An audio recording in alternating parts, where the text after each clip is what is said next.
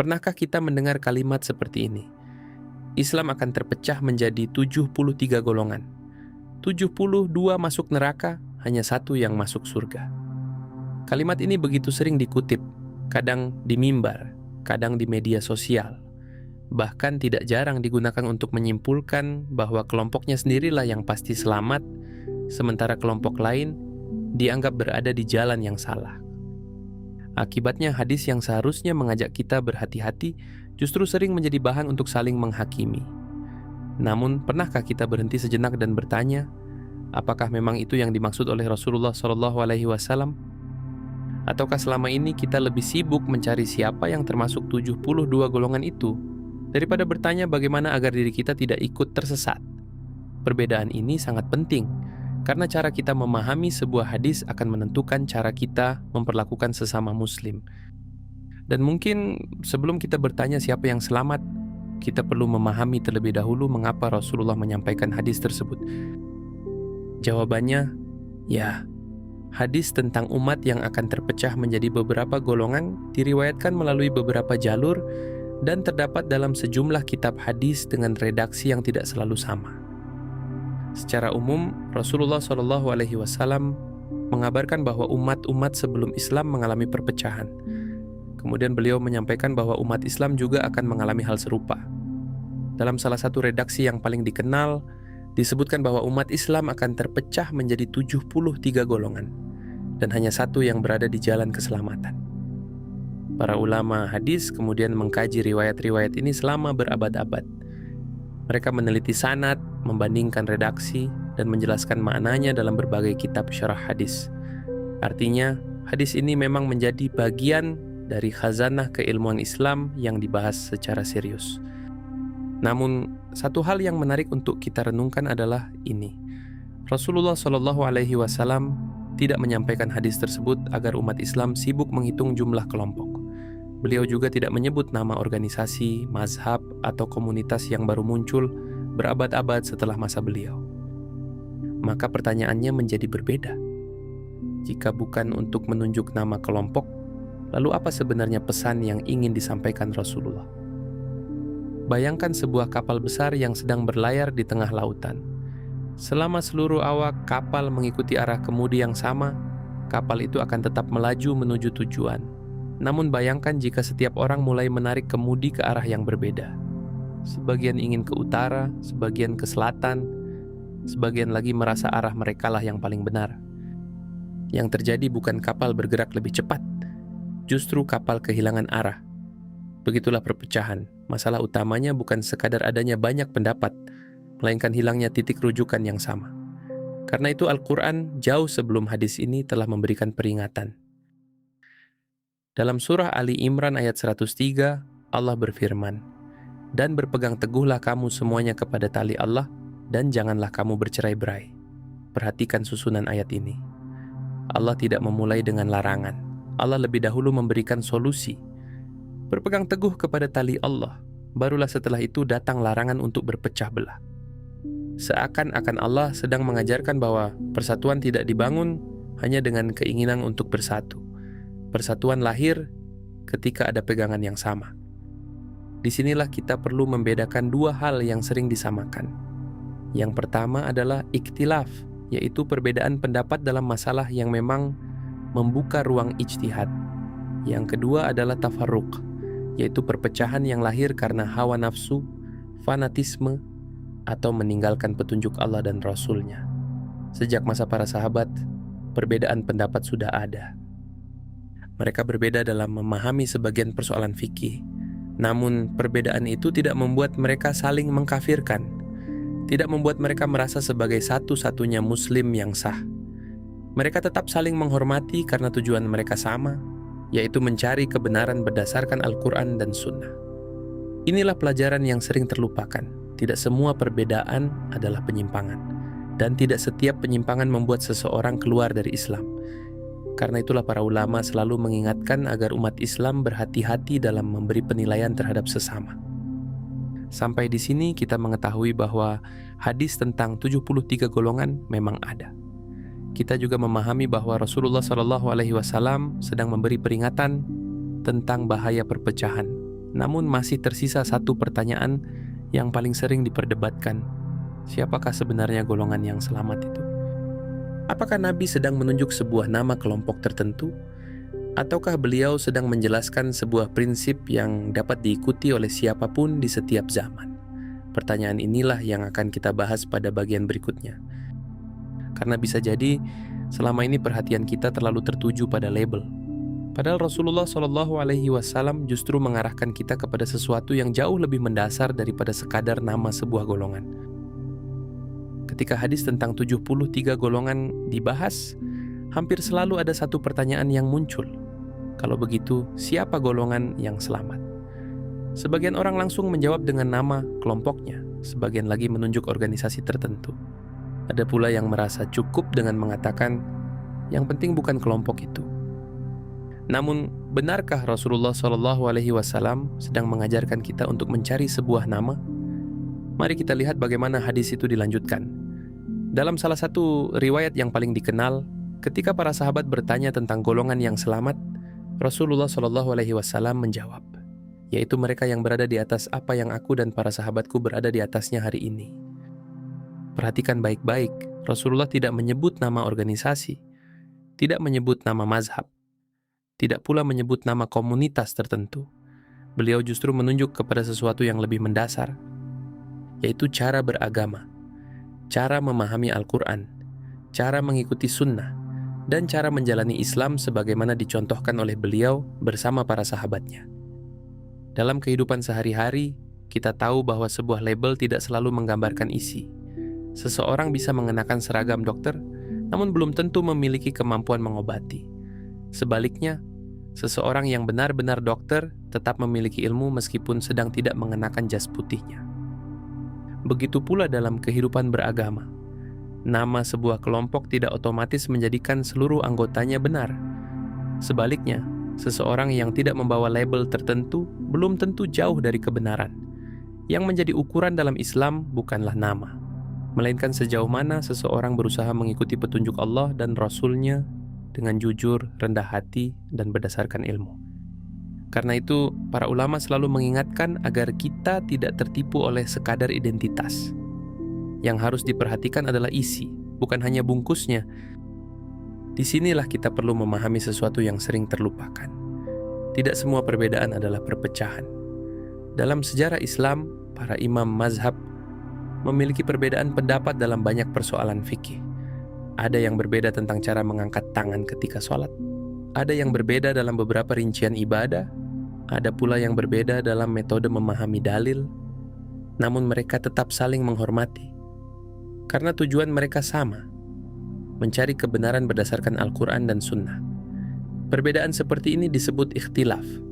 Ia lahir dari usaha memahami dalil, berbeda dengan tafarruq, yaitu perpecahan yang didorong oleh fanatisme, kesombongan, atau keinginan memenangkan kelompok sendiri. Perbedaan pertama bisa menjadi rahmat jika disikapi dengan ilmu dan adab, sedangkan yang kedua justru menjadi sebab lemahnya umat. Jauh sebelum hadis tentang 73 golongan disampaikan, Al-Quran telah lebih dahulu mengingatkan manusia tentang bahaya perpecahan. Dalam surah Al-An'am ayat 159, Allah berfirman, "Sesungguhnya orang-orang yang memecah belah agama mereka dan menjadi bergolongan-golongan, engkau tidak mempunyai tanggung jawab sedikit pun terhadap mereka. Urusan mereka terserah kepada Allah." Ayat ini mengajak kita berhati-hati, karena agama tidak diturunkan untuk membangun tembok pemisah di antara orang-orang yang sama-sama mencari ridha Allah. Sebaliknya, agama datang untuk menyatukan manusia di atas kebenaran. Tentu saja, persatuan bukan berarti semua perbedaan harus dihapus. Islam mengakui adanya ruang ijtihad dalam persoalan-persoalan tertentu. Namun ketika fanatisme kepada kelompok lebih besar daripada kecintaan kepada kebenaran, saat itulah perpecahan mulai tumbuh. Jika demikian, mungkin fokus kita selama ini perlu diubah. Bukan sibuk bertanya, kelompok mana yang pasti selamat, tetapi bertanya, apakah aku benar-benar sedang berusaha mengikuti Al-Quran dan Sunnah sebagaimana dipahami oleh generasi terbaik umat ini? Karena keselamatan bukan dimulai dari sebuah nama, ia dimulai dari kejujuran dalam mencari kebenaran, dari kerendahan hati untuk terus belajar, dan dari keberanian mengoreksi diri ketika menemukan kesalahan. Namun, masih ada satu persoalan yang tidak kalah penting. Mengapa para ulama begitu keras melarang umat Islam untuk mudah menyesatkan, bahkan mengkafirkan sesama muslim? Bukankah jika hanya satu golongan yang selamat, berarti kita harus segera menentukan siapa yang salah? Jawaban atas pertanyaan inilah yang akan membawa kita pada bagian terakhir. Dan mungkin di sanalah kita akan memahami bahwa hadis ini lebih banyak mengajak kita bercermin daripada menunjuk orang lain. Setelah mendengar hadis tentang 73 golongan, sebagian orang mungkin tergoda untuk segera menyimpulkan, kalau begitu berarti kelompok itulah yang sesat. Namun menariknya justru para ulama yang paling dalam ilmunya biasanya sangat berhati-hati dalam memberikan penilaian seperti itu. Mengapa? Karena mereka memahami bahwa menilai sebuah pemikiran tidak sama dengan menghakimi setiap individu yang berada di dalamnya. Seseorang bisa saja melakukan kesalahan karena kurang ilmu, karena salah memahami dalil, karena mengikuti lingkungan tempat ia dibesarkan, atau bahkan karena belum pernah mendapatkan penjelasan yang utuh. Dalam tradisi keilmuan Islam, para ulama membedakan antara mengkritik pendapat dan menghakimi orang. Sebuah pendapat bisa dinilai keliru berdasarkan dalil, tetapi orang yang mengikutinya tetap harus diperlakukan dengan adil, didoakan, dan diajak berdialog dengan hikmah. Karena hanya Allah yang mengetahui keadaan hati setiap manusia. Sikap hati-hati ini bukan muncul tanpa dasar. Allah berfirman dalam surah Al-Hujurat ayat 10, "Sesungguhnya orang-orang mukmin itu bersaudara. Maka damaikanlah antara kedua saudaramu dan bertakwalah kepada Allah agar kamu mendapat rahmat." Perhatikan, Allah tidak mengatakan bahwa orang beriman tidak akan pernah berbeda. Yang Allah perintahkan adalah ketika terjadi perbedaan, yang diutamakan adalah upaya mendamaikan, bukan memperlebar jurang. Dalam surah An-Nisa ayat 94, Allah juga mengingatkan, "Dan janganlah kamu mengatakan kepada orang yang mengucapkan salam kepadamu, engkau bukan seorang mukmin." Ayat ini turun dalam konteks yang sangat penting. Ia mengajarkan bahwa seorang muslim tidak boleh tergesa-gesa mengeluarkan orang lain dari Islam hanya berdasarkan prasangka atau penilaian yang belum jelas. Karena urusan hati adalah wilayah yang hanya diketahui oleh Allah. Ada satu bagian hadis yang sering membuat orang gelisah, yaitu penyebutan bahwa 72 golongan berada di neraka. Disinilah kita perlu memahami penjelasan para ulama dengan hati-hati. Banyak ulama menjelaskan bahwa ancaman masuk neraka dalam hadis-hadis semacam ini tidak otomatis berarti kekal di dalam neraka. Dalam akidah Ahlus Sunnah, seorang muslim yang masih memiliki iman tetapi melakukan dosa besar atau kesalahan, dalam sebagian keyakinan tidak serta-merta divonis keluar dari Islam. Urusannya berada di bawah kehendak Allah. Jika Allah menghendaki, Dia mengampuni. Jika Allah menghendaki, Dia memberi hukuman sesuai keadilannya, lalu memasukkannya ke dalam surga. Karena itu, hadis ini lebih tepat dipahami sebagai peringatan keras agar umat Islam tidak menyimpang dari petunjuk Rasulullah SAW, bukan sebagai izin untuk memastikan nasib akhir seseorang. Pada akhirnya, keputusan tentang siapa yang mendapat rahmat dan siapa yang menerima hukuman adalah hak Allah semata. Coba renungkan sejenak. Ketika pertama kali para sahabat mendengar hadis ini, apakah mereka langsung sibuk membuat daftar siapa yang termasuk 72 golongan? Tidak. Yang mereka lakukan adalah memperbaiki diri. Karena mereka memahami bahwa setiap peringatan Nabi pertama-tama ditujukan kepada diri mereka sendiri, mungkin disinilah letak pelajaran terbesar dari hadis ini. Semakin banyak ilmu seseorang, seharusnya semakin besar rasa takutnya kepada Allah. Bukan semakin mudah ia merasa paling benar.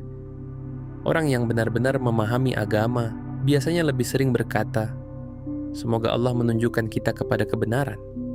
Bukan, "Aku sudah pasti berada di pihak yang benar." Kerendahan hati seperti inilah yang menjadi ciri para ulama sepanjang sejarah Islam. Mungkin selama ini kita salah memulai, kita membaca hadis 73 golongan sambil bertanya, siapa yang termasuk 72 golongan itu? Padahal mungkin pertanyaan yang lebih penting adalah, apakah aku sudah sungguh-sungguh berusaha mengikuti Al-Quran dan Sunnah dengan ilmu, keikhlasan, dan akhlak yang baik? Karena pada akhirnya, keselamatan bukan ditentukan oleh seberapa keras kita mengklaim diri sebagai golongan yang benar, tetapi oleh seberapa tulus kita mencari kebenaran. Setiap hari dalam surah Al-Fatihah, kita membaca tunjukilah kami jalan yang lurus. Perhatikan baik-baik. Kita mengulang doa itu berkali-kali setiap hari. Mengapa? Karena seorang muslim tidak pernah merasa selesai mencari hidayah. Tidak pernah merasa pasti selamat hanya karena identitas atau kelompoknya. Ia terus memohon agar Allah meneguhkan langkahnya. Barangkali inilah hikmah terbesar dari hadis tentang 73 golongan. Hadis itu bukan diturunkan agar kita sibuk menghitung siapa yang akan masuk neraka, melainkan agar kita terus memeriksa arah perjalanan kita sendiri. Apakah kita semakin dekat kepada Al-Quran? Apakah kita semakin mencintai sunnah Rasulullah SAW? Apakah akhlak kita semakin lembut? Apakah ilmu kita membuat kita semakin rendah hati? Karena jika ilmu justru melahirkan kesombongan, jika agama justru membuat kita gemar merendahkan sesama, mungkin ada sesuatu yang perlu kita benahi. Pada akhirnya, hanya Allah yang mengetahui isi hati manusia, dan hanya Dia yang berhak memberikan keputusan terakhir. Tugas kita bukan memastikan siapa yang akan masuk surga. Tugas kita adalah berusaha menjadi hamba yang terus belajar, terus memperbaiki diri, dan terus memohon agar ditunjukkan ke jalan yang lurus. Mungkin itulah sebabnya doa yang paling sering kita baca bukanlah "Ya Allah, jadikan aku lebih baik daripada orang lain," melainkan "Ya Allah, tunjukilah kami jalan yang lurus." Karena jalan menuju keselamatan selalu dimulai dengan kerendahan hati.